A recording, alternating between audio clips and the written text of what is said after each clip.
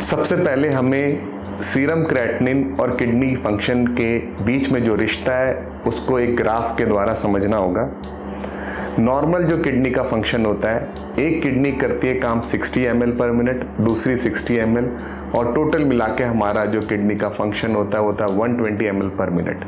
अगर किसी का किडनी का फंक्शन 120 ml पर मिनट है यानी उसकी किडनी 100% काम कर रही है। अगर किसी की किडनी का फंक्शन 60 ml पर मिनट है यानी उसका आधा हो गया तो हमारी किडनी 50% काम कर रही है। अगर 30 ml तक गिर गया है पर मिनट तो इसका मतलब 25% ही काम कर रही है। इस ग्राफ को ध्यान से देखना होगा। जब हमारी किडनी 100% काम कर रही होती है यानी नॉर्मल होती है तो सीरम क्रेटिनिन नॉर्मल होता है, नॉर्मल रेंज यानी 1 मिलीग्राम पर डेसीलीटर के आसपास होता है। जैसे जैसे हमारा किडनी का फंक्शन काम करता है तो आप ये देखोगे कि शुरू के 30% में यानी 100 से 70 में सीरम क्रेटिनिन सेम रहता है, उसमें कोई बदलाव नहीं आता है।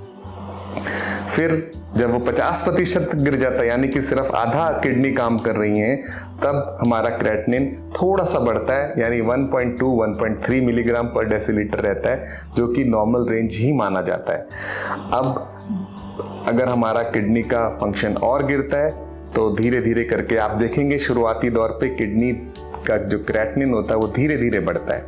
यह क्रम 50 से 20% तक रहता है। 50% से 20% तक क्रेटिनिन 1.5 से 3.5 मिलीग्राम % ही बढ़ता है, और जब 20% से किडनी कम काम करने लगती है तो ये ग्राफ इसका जो स्लोप है वो बहुत स्टीप है, बहुत तेज है। अगर आप देखें तो इसमें अगर 5% किडनी का फंक्शन भी लॉस होता है तो सीरम क्रेटिनिन 3.5 से 6-7 पहुंच जाता है, और अगर और 5% लॉस हो तो 10 तक पहुंच जाता है।